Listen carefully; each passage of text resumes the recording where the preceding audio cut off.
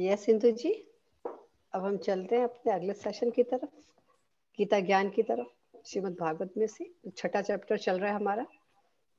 हाँ जी, मेरे ख्याल से 29 हो गए थे, 29 के आगे चल रहा 28 था। हो गए थे, 29 से चलेंगे। चल रहा है, हाँ जी। ठीक है। आज वही से शुरू करते हैं। आपका स्वागत है गीता ज्ञान में। इंदु जी आप आए, हम सबको उन प्रज्ञा श्लोकों के जी, बारे आपका में बताएं। धन्यवाद। तो श्रीमद् भगवद गीता के सभी प्रेमियों और ध्यानियों को मेरा प्यार भरा नमस्कार। जैसा कि आप सबको ज्ञात ही है कि हम लोग गीता जी के छठे अध्याय का अध्ययन कर रहे हैं और पिछले सत्र में हमने 28वें श्लोक तक पठन पाठन किया था। तो हमने देखा था कि किस तरह योगी धीरे धीरे शनि शनि अभ्यास करता हुआ उपरति को प्राप्त होता है, संसार की ओर से क्या है उदासीन हो जाता है। तो इसी तरह उसका मन जो है प्रशांत हो गया है। प्रशांत अर्थात सब तरह की आंतरिक बाहरी शांति उसको प्राप्त हो गई है। तो ऐसा जो होता है, क्योंकि उसने सच्चिदानंद, ऐसा क्यों हुआ? क्योंकि उसने सच्चिदानंद घन ब्रह्म के साथ उसका एकाकार हो गया है। तो और उसने उस सुख को प्राप्त किया है जो कि अनंत है, जिसका कभी अंत नहीं होता है ना। ऐसे आनंद को उसने अनुभव कर लिया है। तो जब ऐसा हो गया कि उसने परमात्म तत्व को पा लिया, तो वो कैसा अनुभव करता है ना। जब हम किसी चीज को प्राप्त कर लेते हैं तो उसके हमारे एक अनुभव जो होता है उसकी हमको झलक मिलती है कि क्या उसके ऐसा चेंज आ गया जब उसने प्राप्त कर लिया। तो ये अगले श्लोक में इसके बारे में बताया गया है। 29 नंबर श्लोक से आज हम शुरू कर रहे हैं। सर्वभूतस्थमात्मानं सर्वभूतानि चात्मनि ईक्षते योग युक्तात्मा सर्वत्र समदर्शना। तो पहले भी हमने पिछले अध्याय में और उससे पिछले अध्याय में भी हमने देखा था योग युक्त आत्मा, ये शब्द हमारा पहले भी आया था। योग युक्त आत्मा का क्या मतलब है कि ऐसा योगी जिसने ध्यान योग करते करते जिसका अंतःकरण जो है वो शुद्ध हो गया है ना, और अपने स्वरूप में वो स्थित हो गया है। योग उसने परमात्मा के साथ जिसका योग हो गया है, तो ऐसे योगी को यहाँ पर भी क्या कहा गया है? योग युक्त आत्मा, जिसने अपनी आत्मा का दर्शन कर लिया है, परमात्मा के साथ उसका मिलन हो गया। तो ऐसे योगी को युग युक्त आत्मा यहाँ कहा गया है। सर्वभूतस्थम आत्मनम, अब आ गया है ऐसा जो योगी है वो क्या करता है, सब प्राणियों में अपनी आत्मा को देता है। सर्व मतलब सारे, भूत सभी प्राणियों में स्थित आत्मा को सतत रूप से वो यही देखता है कि सभी भूत प्राणियों में जो क्या है मैं ही हूं। देखने का तात्पर्य यही है कि परमात्मा की सत्ता रूप कोई वो सारों में देखता है। तो क्योंकि वैसे भी देखा जाए परमात्मा की जो हायर कॉन्शियसनेस है, जो परम चेतना है, उसी की सत्ता को तो हम सारे सब और उसी का हम अवलोकन करते हैं। तो वो योगी जो है वो स्वरूप के सिवाय किसी भी सत्ता को नहीं देखता, सभी में उसी आत्मा को देखता है। तो लेकिन जो जो संसार है उसमें तो जो हम एक बार किसी को देख लेते हैं, ये संसार जो है प्रतिक्षण जो है बदलता रहता है। हमने देखा है ना, हम अपने शरीर में भी देखते हैं, शिशु होते हैं, फिर यौवन आता है, फिर उसके बाद वृद्धावस्था आती है। तो इस तरह शरीर तो बदल रहा है, लेकिन उसके बीच की जो आत्मा है जो वो क्या है, अपरिवर्तनशील है। तो वो ये संसार तो परिवर्तनशील है, लेकिन वो इस परिवर्तनशील संसार में भी सबके दिलों में जो है आत्मा का दर्शन करता है। तो ऐसे परिवर्तनशील उसमें जो आत्मा का जब दर्शन करता है, तो ऐसा योगी जो है वो है योग युक्त आत्मा। सभी प्राणियों की आत्मा के साथ भी उसका योग है, क्योंकि उसका परमात्मा के साथ योग है। तो आगे सर्वभूतानि चात्मनि, और वे संपूर्ण प्राणियों को अपने अंदर भी देखता है। मतलब वो समभाव से है, उसको ये नहीं लगता कि ये मुझसे अलग है, जैसे वो है वैसा ही मैं हूं, एक ही स्वरूप के हम हैं। तो ये वो देखता है। जैसे हमने देखा है कि एक प्रकाश है, जब हम प्रकाश को देखते हैं तो उसके अंदर सारे रंग है, हमको दिखता क्या है, हमको सफेद दिखता है ना, प्रकाश का रंग हमको सफेद दिखता है, लेकिन वास्तव में उसके अंदर क्या है, सारे रंग समाये हुए। इसी तरह परमात्मा के अंदर जो है सारी आत्माएं जो है परमात्मा का ही रूप है, उसी के अंदर समाई हुई है। अब इसका हमको देखते हैं कि जब प्रकाश में, जब हम वैसे भी देखते हैं संसार में, जब इंद्रधनुष आता है तो सारे रंग क्या होते हैं, हमको अलग अलग से प्रकट होते हैं। हमको लगता है ये सब रंग अलग अलग है, लेकिन वास्तव में वो क्या है, एक प्रकाश का ही स्वरूप है। और इस तरह हमने साइंस में भी, जो साइंस के हमने पहले की कक्षाओं में हमने देखा था कि हम एक्सपेरिमेंट भी करते थे कि एक लाइट की रे आ रही है, तो उसके आगे हम जब प्रिज्म रखते हैं तो वो क्या होता है, डाइवर्सिफिकेशन हो जाता है प्रकाश का, और सारे रंग हमको दिखने लग जाते हैं। तो इसी तरह जो सारे हमारे जो यहाँ संसार की सत्ता है, सारे प्राणी जो हैं उसमें वास्तव में क्या है, वो ईश्वर में ही समाये हुए, ईश्वर का ही रूप है, लेकिन हमको क्या है, दिखते अलग अलग है। तो ये उस योगी को पता चल गया है कि सभी प्राणियों में मेरी ही आत्मा का स्वरूप है और मेरे में ही सभी हैं। तो ये उसको पता चल जाता है। तो सरल शब्दों में हम ये कह सकते हैं कि सब प्राणियों में अपनी आत्मा को, और अपनी आत्मा को सब प्राणियों में वो क्या है, स्थित देखता है। यानी कि सब में उसको ब्रह्मानुभूति हो जाती है, सारे संसार में उसको क्या होता है, ब्रह्म की अनुभूति है, आत्म तत्व का वो दर्शन सब जगह करता है। हालांकि वे देखते हैं कि व्यवहार में जो है सभी प्राणी अलग अलग दिखते हैं, है ना, लेकिन उस व्यवहार का भी उसके ऊपर कुछ असर नहीं पड़ता। वो सब में ही क्या करते हैं, सबके व्यवहार देखो अलग हो सकते हैं, स्वरूप, बाहरी स्वरूप अलग हो सकता है, वेशभूषा, देश काल, सब कुछ अलग हो सकता है ना। हम देखते हैं किसी देश की कैसी वेशभूषा है, कैसी लैंग्वेज है, किसी देश की तो बात ही करें, एक ही देश में भी थोड़ी थोड़ी जगह से सब कुछ बदलता रहता है, लेकिन सभी सभी जीवात्माओं में क्या है, आत्मा तो वही है, तो उसी का रूप सब में समाया हुआ है। तो ये यहाँ पर उसने बताया गया है, भगवान ने बता रहे हैं कि जो वो योगी योगयुक्त आत्मा है जो सभी में मेरा ही दर्शन करता है। तो आगे के श्लोक में आगे चलते हैं हम। यो माम पश्यति सर्वत्र सर्वं च मयि पश्यति तस्याहं न प्रणश्यामि स च मे न प्रणश्यति। तो यहाँ पर अब आगे बात आ रही है कि ये तो हमने ध्यान योगी की बात करी है ना, जो ध्यान में अपनी आत्मा का जिसने स्वरूप का दर्शन कर लिया है वो उसमें स्थित हो गया है।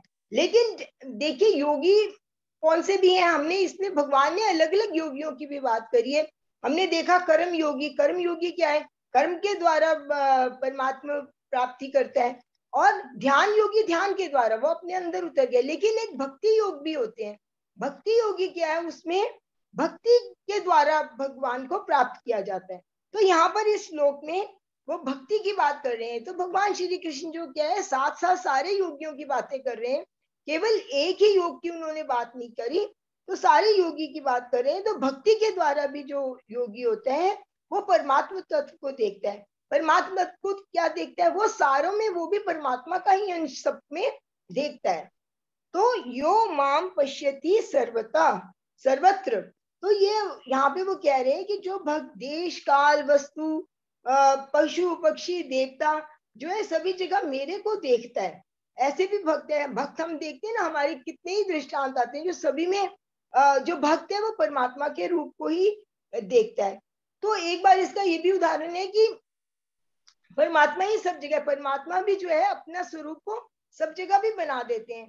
तो एक बार इसकी एक ये स्टोरी भी आती है कि एक बार श्री कृष्ण के जीवन काल में ही वो ब्रह्मा जी ने देखा जो श्री कृष्ण थे ग्वाल वालों के साथ भोजन कर लेते थे, सब अपना अपना भोजन लाते थे और उनको भी खिलाते थे, खुद भी खाते थे। तो ब्रह्मा जी ने एक बार देखा कि ये कैसे भगवान है, ये तो औरों का भी जूठा कार्य है, भगवान की तो एक अपनी अलग छवि होती है ना। तो उन्होंने देखा कि ये तो बहुत भगवान नहीं लग रहे, ये भगवान नहीं हो सकते।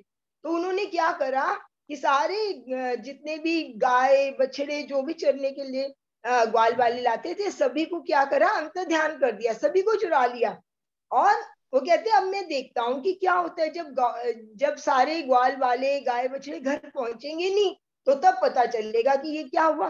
लेकिन श्री कृष्ण ने क्या किया, अपने रूप से अपने अंश से सारे ग्वाल वालों को और गायों को बना दिया। और यही नहीं कि बना दिया, उनकी सेम वेशभूषा, उनके सेम आभूषण, गाय के सारी स्वरूप मतलब वैसे ही बना दिया और उनका व्यवहार भी वैसे ही बना दिया। तो जब ये हो गया, वो लोग घर पहुंचे तो ठीक है। तो जब ये 1 साल तक चलता रहा तो ये जो होता था, तो कुछ गायें जो थी वो घर में ही रहती थी और छोटे बछड़े जो थे वो घर में ही रहते थे। तो वो देखते क्या है कि एक दिन बलराम जी ने देखा, जो उनके भाई थे, कि ये क्या बात है, ये अपनी जो गायें जो घर में रहती हैं अपने छोटे बछड़ों को छोड़ के, जब बाहर से जो बछड़े आते हैं वो बड़े हैं, उनको दूध की आवश्यकता भी नहीं है, वो चर के आए हैं, लेकिन उनके तरफ दौड़ती हैं, उनको दूध पिलाती हैं जा जाकर। और ऐसे ही जो ग्वाल वालों की माएँ हैं, अब अपना घर के काम वाम छोड़ के उन जो बाहर ग्वाले गए थे, बच्चे गए थे, गोप गोप क्या उन गोप, तो उनको बहुत प्यार करते हैं। तो बलराम जी ने क्या किया, तो कह रहे ये तो मुझे कुछ पता करना पड़ेगा कि ये ऐसा क्यों हो रहा है ना। तो उन्होंने ध्यान किया, तो ध्यान जब लगाया उन्होंने, देखो उस समय भी ध्यान के, हम आजकल पतंजलि योग सूत्र सवेरे हमारे डॉक्टर सौरभ रंजन पढ़ा रहे हैं, तो उसमें भी एक सूत्र आता है कि हम ध्यान के द्वारा सब कुछ का पता लगा सकते हैं कि कहाँ पर क्या हो रहा है, क्यों हो रहा है, ये सब कुछ हमको पता लग जाता है। तो बलराम जी ने ध्यान द्वारा पता लगाया, तो उन्होंने देखा कि अरे ये तो सारे कृष्ण स्वरूप ही हैं, ये सारे कृष्ण ही ये बने हुए हैं। तो तभी करके ये जो गाय हैं और जो उनकी गोपों की जो वो है माएँ ज्यादा प्यार करती हैं। तो ऐसे ही जो है जो भक्त है, वो सब में कृष्ण भगवान का ही दर्शन करते हैं, ब्रह्म का ही दर्शन वो सब में करते हैं जो भक्त होते हैं। तो यही यहाँ पर बताया गया कि भक्त भी जो है भगवान को पा लेता है। ध्यान के द्वारा तो हम पाते ही हैं, ध्यान के द्वारा तो हम अंतर उतरते हैं, अपनी आत्मा का दर्शन करते हैं, लेकिन भक्ति में भी ऐसी ऐसी शक्ति होती है कि वो भगवान के दर्शन कर लेते हैं। तो आगे यहाँ पर आया है सर्वम च मई पश्यति, जो भक्त सभी को और सभी कुछ मेरे अंदर देखता है, तो वो जो है वो भी मुझे प्राप्त कर लेता है। तो अर्जुन को भी, जैसे अर्जुन के द्वारा भी एक बार प्रार्थना करने पर आगे ये आएगा भी कि भगवान ने उसको विश्व रूप दिखाया था, ये दिखाया था कि सभी कुछ मेरे अंदर ही है। और कृष्ण ने और अर्जुन ने भी उस देखने के बाद यही कहा था कि मैं आपके शरीर में संपूर्ण प्राणियों को देख रहा हूं, है ना। तो यहाँ पर यही बात आई है कि भगवान के अंदर ही सब है और सभी में भगवान है। तो जो योगी होता है, चाहे वो भक्ति योगी का हो, योगी हो या ध्यान योगी हो, सभी में क्या देखता है, सभी में उस ब्रह्मत्व को देखता है और अपने अंदर भी उसी ब्रह्मत्व का दर्शन करता है। तो आगे है तस्याहम न प्रणिष्यामि।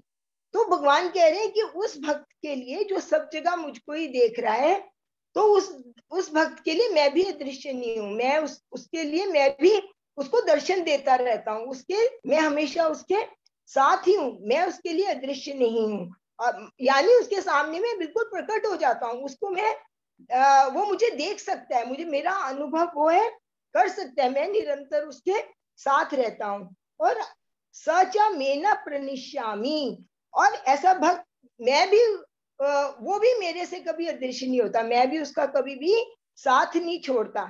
यानी कि जो मेरा आश्रय लेता है मैं उसको सभी प्रकार से उसको आश्रय देता हूँ, उसकी सहायता देता हूँ, है ना।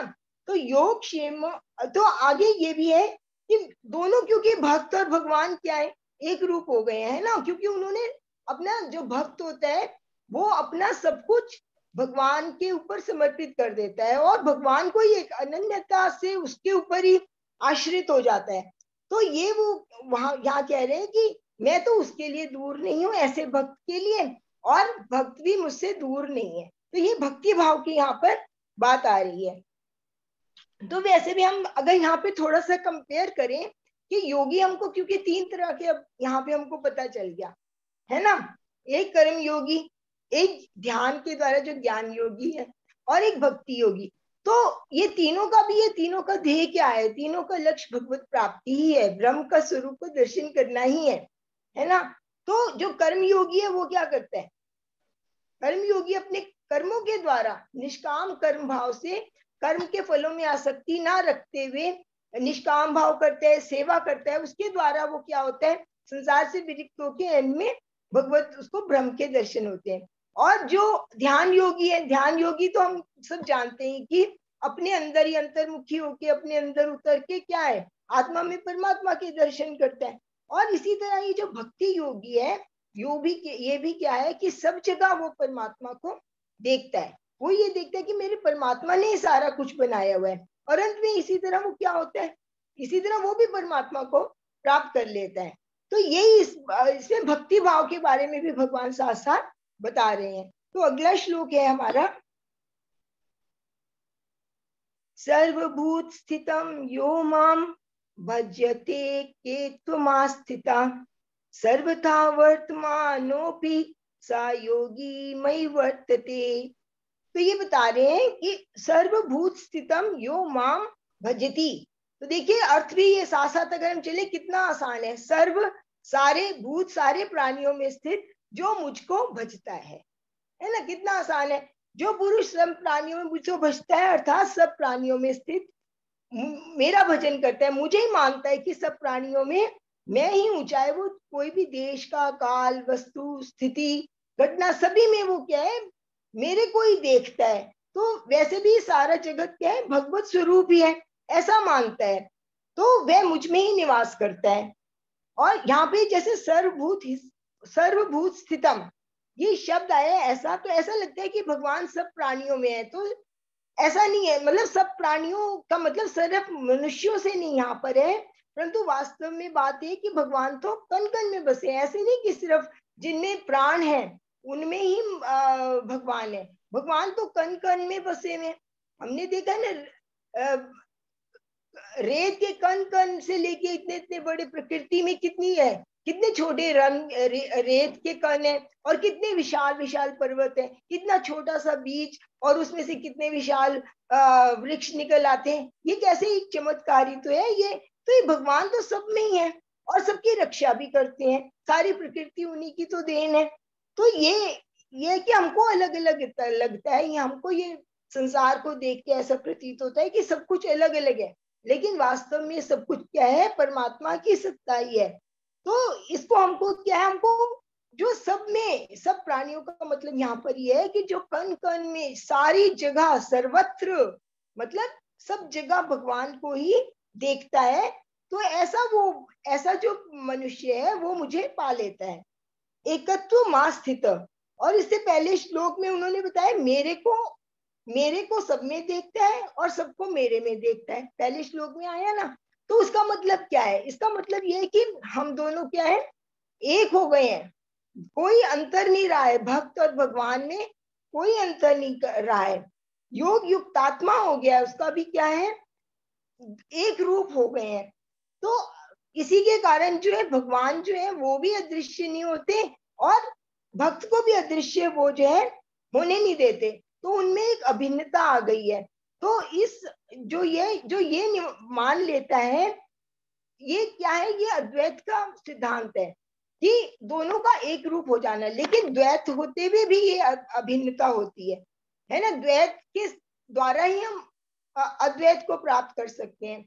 अद्वैत में क्या है, आत्मा और परमात्मा एक ही है, ब्रह्म एक ही है, यही माना जाता है ना। और द्वैत में क्या माना जाता है कि मैं हूं और परमात्मा है, दोनों को अलग माना जाता है। लेकिन वास्तव में जब भक्ति बहुत बढ़ जाती है तो भक्त और भगवान क्या है, वो अलग नहीं रहते। जैसे हमने संसार में भी देखा है कि जैसे मान लीजिए कोई दो बहुत फ्रेंड्स हैं, बहुत अभिन्न मित्र हैं, तो उनका कुछ भी अलग नहीं रह जाता, वो कोई भी बिल्कुल फॉर्मल नहीं होते, कुछ भी बात कह सकते हैं, अपने दुख सुख बांट सकते हैं, है ना, कोई भी वस्तु की शेयरिंग कर सकते हैं, कुछ भी, वो उसको अलग नहीं समझते।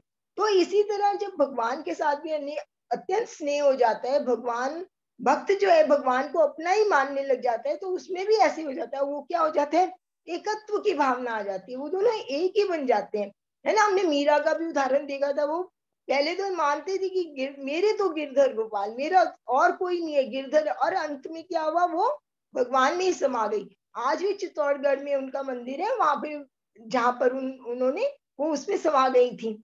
तो ऐसा भक्त और भगवान का भी जो है रिश्ता है, उसमें भी एकत्व की भावना है।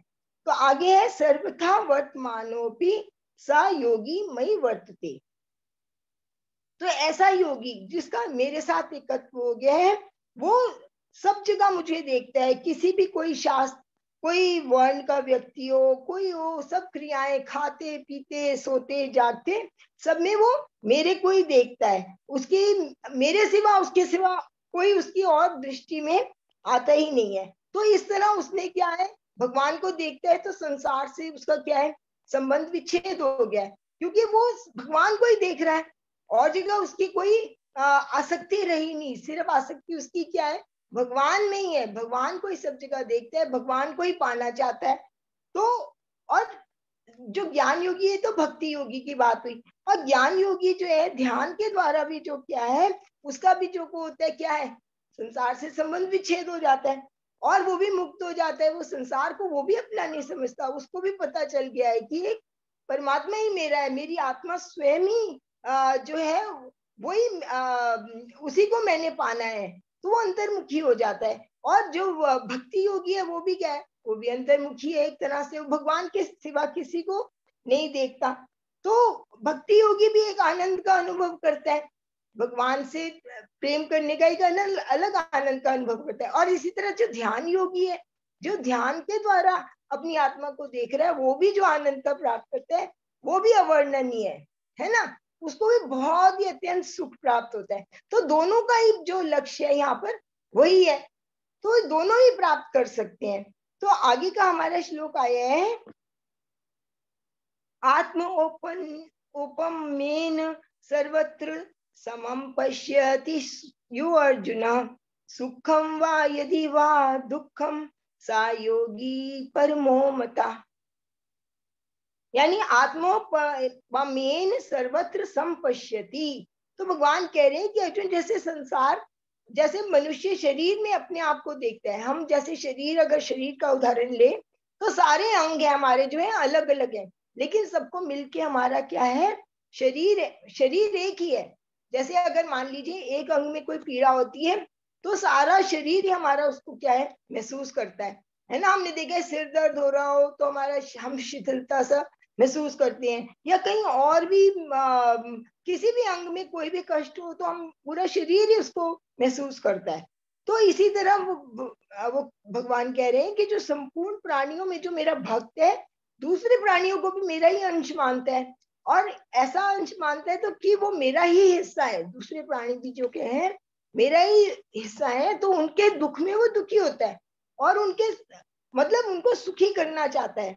तो वो ये उस समय भूल जाता है कि कौन कैसा है, कोई अमीर है, कोई गरीब है, कोई कैसा, उसका भारी स्वरूप कैसा है, या वो ये सब कुछ भूल जाता है और सबको वो क्या करता है, सर्वभूत हिते रथा, हमने देखा था ना, वो सब प्राणियों का जो क्या है, हित की बात करता है और सदैव सबको सुखी देखना चाहता है। जो भी उसकी सहायता, जिससे जिस प्रकार भी उसकी किसी की सहायता हो सकती है तो सहायता करता है अपनी योग्यता के अनुसार, सामर्थ्य के अनुसार, है ना। और वो अगर वो सहायता भी करता है किसी की, या किसी को कुछ देता भी है किसी प्रकार का भी, तो ये नहीं सोचता कि मैं दे रहा हूँ, है ना, अभिमान पूर्वक नहीं देता। वो ये समझ के देता है कि वो भी मेरा ही अंश है, मेरे जैसा ही है, उसको जरूरत है, तो मैं उसको किस प्रकार सुख पहुंचाऊं, किस प्रकार क्या दूं कि मैं वो सुखी हो सके, उसका दुख जो है मिट सके। तो कबीरदास जी ने भी कहा है कि मेरा मुझ में कुछ नहीं, जो कुछ है सब सो तोय, तेरा तुझको सौंप दूं क्या लागे हम। तो हम अगर किसी की सहायता भी करते हैं, किसी का भी कुछ भी दुख दूर करते हैं, तो हमको अभिमान नहीं करना चाहिए, है ना। हमको तो परमात्मा ने जो दिया है उसी के सामर्थ्य से हम सब कुछ करना चाहते हैं और हमको करना भी चाहिए। तो इस तरह है। तो भक्त जो है संपूर्ण प्राणियों में अपनी आत्मा, उसी को, अपने को ही देखता है, तो ऐसा मानता है। तो अब जिस तरह वो अपने किसी दुख से खुद दुखी होता है, तो ऐसा ही वो मानता है कि कोई अगर किसी दूसरे को कष्ट है तो उसको मैं दुख दूर करूं किसी तरह। और ऐसा नहीं है कि उसके दुख में दुखी होना ये और सुख में सुखी होना, हम ऐसे कह देते हैं ना, दुख में दुखी, दुख में वो दुखी नहीं होता। उसके दुख में ये नहीं है कि वो रो रहा है तो खुद भी रोना शुरू कर दे, वो दुख में है तो खुद भी। जो भक्त होता है वो क्या करता है कि उसके दुख को दूर करने की कोशिश करता है ना, किसी भी तरह से, कि उसका किसी तरह सोल्यूशन ढूंढता है। ऐसे नहीं कि दुख में दुखी होके बैठ जाए, उसको किसी तरह भी सहायता चाहिए, तो ऐसी चेष्टा करता है कि वो सुख उसको मिले। और अब जो सुख भी उसको मिल रहे हैं, जो स्वयं को भी सुख मिल रहे हैं, उसको भी वो बांटना चाहता है। ऐसा नहीं कि मैं स्वयं ही सुख का भोग करूं, बल्कि दूसरों के भी दुखों का दूर करते हैं। हम देखते हैं इतने इतने चैरिटीज चलते हैं, इसी तरह तो चलते हैं कि हम मन में हमारे अगर भावना होती है कि हम दूसरों के दुख को दूर करें, तो हम जो दान भी देते हैं तो हम अपने अंदर के भाव से हम देते हैं, और उसमें भी अभिमान नहीं करना कि हमने करा। क्यों? हमको तो भगवान ने दिया, तो हमारे थ्रू वो दे रहा है, हमको निमित्त बना रहा है वो, तो हम दे रहे हैं। और वैसे भी जैसे अगर हम ऐसा उदाहरण ले कि मान लीजिए हमारे हाथ में चोट लगी है, तो दूसरा हाथ क्या है, हम कहीं भीड़ में जाते हैं तो दूसरे हाथ को ऐसे बचा बचा के चलते हैं कि उसको चोट ना लग जाए, है ना। तो इसी तरह हमको भी ऐसे समझना चाहिए कि दूसरे हम एक हाथ हमारा दूसरे की रक्षा कर रहे हैं, तो अभिमान में तो नहीं आता, ये अभिमान में आए कि मैंने तो इस हाथ की मैं रक्षा कर रहा हूँ, है ना। या कहीं हमारे चोट लग जाती है तो हाथ हमारे जो है वो वहां पे मरहम पट्टी करते हैं और करते हैं, तो ऐसा तो नहीं वो कहता कि मैंने करी है ये, है ना। सब अंग अंग जो है आपस में भी हमारे एक शरीर में अगर रहे तो सब अंग एक दूसरे से मिलके रहते हैं, है ना। देखिए जैसे आंख, आंख हमारी ज्ञान इंद्रिय है, और हमारे जो दूसरे अंग है पैर हाथ वगैरह जो क्या है वो हमारी कर्म इंद्रिय है। तो मान लीजिए हमारे पैर में या कहीं और बहुत भयानक एकदम चोट लगती है, तो चोट लगी तो दर्द महसूस हुआ, तो हमारी आंखों से क्या होता है, हमारी आंखों से भी आंसू आ जाते हैं। तो काम तो दोनों का अलग है, लेकिन हम एक शरीर के होने के कारण क्या है, एक की पीड़ा दूसरे को भी महसूस होती है ना। या ऐसे ही उल्टा अगर ले कि आंख में हमारे कुछ पड़ जाता है, कोई रेत का कण पड़ गया है कुछ है, तो आंख है तो उसी समय हर पैर भी जहां हम खड़े होंगे वहीं, अगर हम चल भी रहे हैं तो क्या होगा, पैर रुक जाएंगे और स्थिर नहीं रहेंगे, लड़खड़ाने से लग जाएंगे वो।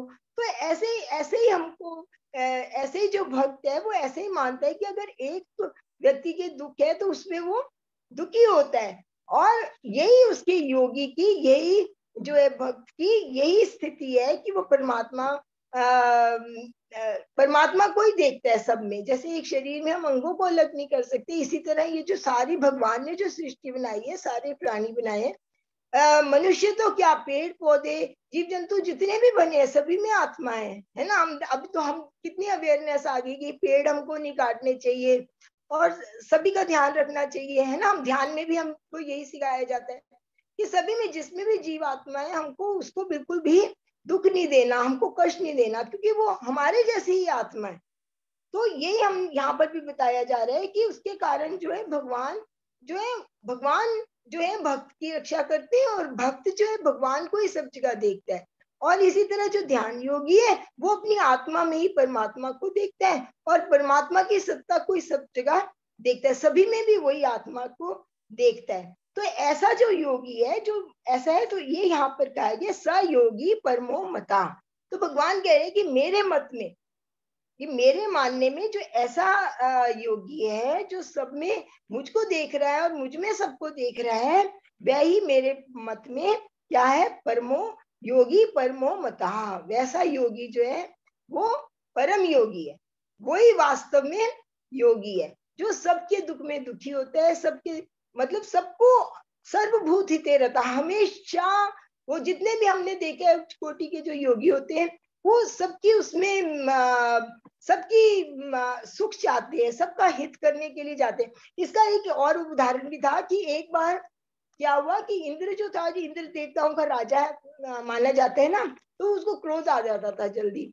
तो वो क्या हुआ कि एक बहुत बड़े महर्षि हुए हैं दधीची, तो उसने क्या करा, इंद्र ने उनका किसी बिना बात को कोई थोड़े से गुस्से के कारण उनका सिर काट दिया।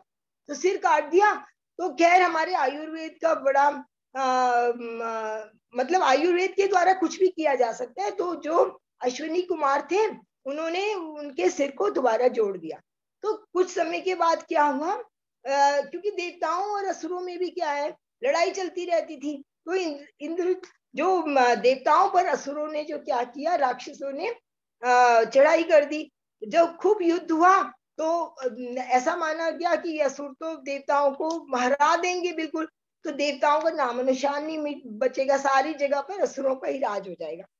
तो क्या हुआ, तो किसी ने बताया गया कि इंद्र को कहा गया कि जो एक महर्षि दधीची है उनकी अस्थियों से अगर वज्र बनाया जाए तो उससे ही सिर्फ असुरों का नाश हो सकता है, और कोई उपाय है नहीं। तो फिर इंद्र उनके पास गए, दधीचि जी के। तो हालांकि देखो उन्होंने उसके उनको मारा था, लेकिन जो बहुत बड़े बड़े महर्षि योगी होते हैं वो अपना कष्ट भूल जाते हैं ना, पिछला उनको बिल्कुल कुछ, वो किसी की बुराई को देखते ही नहीं।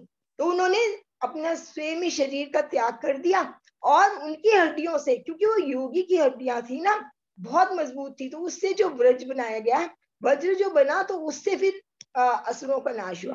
तो ऐसे ही जो ऐसे हैं परम योगी जो होते हैं, वो क्या होते हैं कि वो ऐसे नहीं देखते कि किसी ने मेरे को ऐसा करा तो मैं ऐसा करूं, नहीं, वो हमेशा दूसरों के हित की रक्षा करते हैं। तो देखो हम रोज भी प्रार्थना करते हैं, है ना, हम उसमें हम क्या करते हैं, प्रार्थना करते हैं ना, सर्वे भवन्तु सुखिना, सर्वे सन्तु निरामया, सर्वे भद्राणि पश्यन्ति माँ कश्चित् दुःखभाग् भवेत्। ये सारे प्राणियों को क्या है, सुख दो, है ना, ये हम प्रार्थना करते हैं।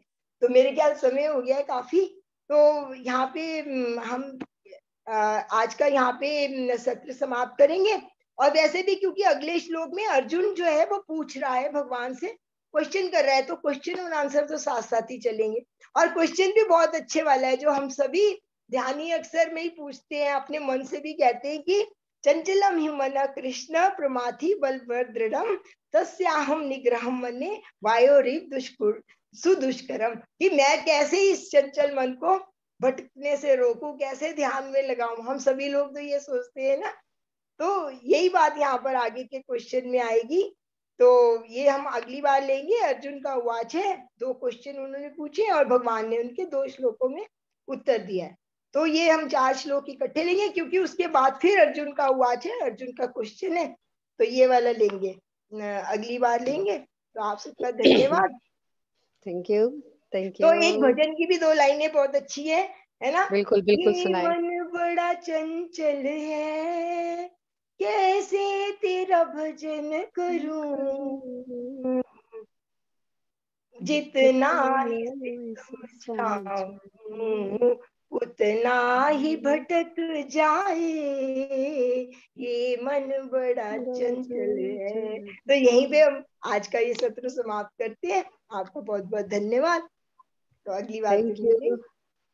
थैंक यू इंदु जी, बहुत सुंदर बताया। और भजन भी बहुत सुंदर, कि मन तो बस भटकता रहता है, इसको हमें कंट्रोल करना है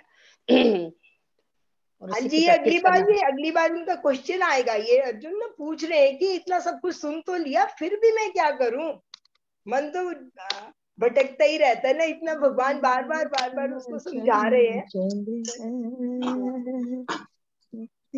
thank you Indu ji, thank you, बहुत अच्छा समझाया, thank you. Thank you so much, हाँ, थैंक यू सो मच। धन्यवाद बहुत बहुत। आप बोलो लोगों की गीता मैया की जय। जय। जय। प्रज्ञा इंदु जी का दीदी की जय। श्री ओ, सबकी कृष्ण जय, आप कन्हैया सबकी जय। की जय। जय। जय। श्री कृष्ण कन्हैया नीरज जी का की जयकारा जय। बड़ा अच्छा लगता है, जब गीता मैया की जय बोलते हैं ना, बड़ा अच्छा लगता गीता है। मैया, बिल्कुल। दीदी एक लाइन सुनाऊं मैं, एक लाइन हाँ जी, सुनाती हाँ हूँ। बिल्कुल जी। सुनाइए। हाँ, गीता पे ही है। जय गीता तेरी आरती गाऊं, जय मैया तुझे रोज मनाऊं, बख्शो मैया विवेक विराग, जीवन अपना सफल बनाओ, जय गीता तेरी आरती गाऊं, जय मैया तुझे रोज मनाऊं। बोल गीता मैया की मैया की की जय। जय। हाँ, मैंने 2 लाइन नहीं सुनाई टाइम को नहीं, देख ये के। आरती भी गानी है, और हमको गीता को अपने जीवन में भी लाना है उतारना हाँ वो भी है है। तो ना, है ही ठीक है। दीदी, मैं हाँ तो बचपन से पढ़ती आ रही हूँ। हमारे घर हाँ में कुछ खाने नहीं देते थे जब तक गीता का एक अध्याय पाठ ना कर लो। हाँ, ऐसे क्या संस्कार बात हैं है। शुरू से। बहुत अच्छा, बहुत क्योंकि देखिए संस्कार जीवन के कितने अच्छे डले हैं जीने की संस्कार। कला कुछ हमारे गीता में फादर कुछ नहीं खाने देते थे जब तक हम गीता ना पढ़ लें। नहीं, बहुत जीने वही अच्छे। की कला संस्कार ही है। का तो नाम गीता है। हाँ, यही कैसे हम सबको जिए। सीखना है। तभी हमारे जीवन में है कि जब थोड़ा सा अनुशासन बनाएंगे और हाँ, ये ऐसा कुछ रखेंगे ना, तभी बच्चे सीखेंगे। ये शुरू से अगर से हम ढीला छोड़ देते हैं ना, तो बच्चों को भी लगता नहीं है कुछ नहीं, और हम खुद भी तो नहीं पढ़ते ना। अब क्या बिल्कुल। होता जा रहा है, जैसे धीरे धीरे छूटती जा रही है। बहुत बढ़िया। बहुत अच्छा पाठ और बहुत अच्छा ध्यान भी। कोई क्वेश्चन पूछते हैं या अपना एक्सपीरियंस शेयर करना चाहते हैं?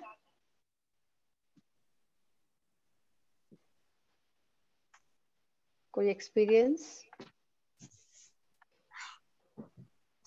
तो देखो फ्रेंड्स, कल तो 18th है और हम लोग सब निकल रहे हैं, काफी सारे लोग जा रहे हैं, तो कल तो ध्यान ही होगा, 1 घंटे का ध्यान करेंगे। और परसों से जो हमारे वहां पर ऋषिकेश में जो पत्री सर के साथ ध्यान हुआ करेगा सुबह, वही वाला हम लिंक लगाएंगे यहाँ पर, तो उसके साथ सब लोग ध्यान करेंगे 18th 19th और 20th को।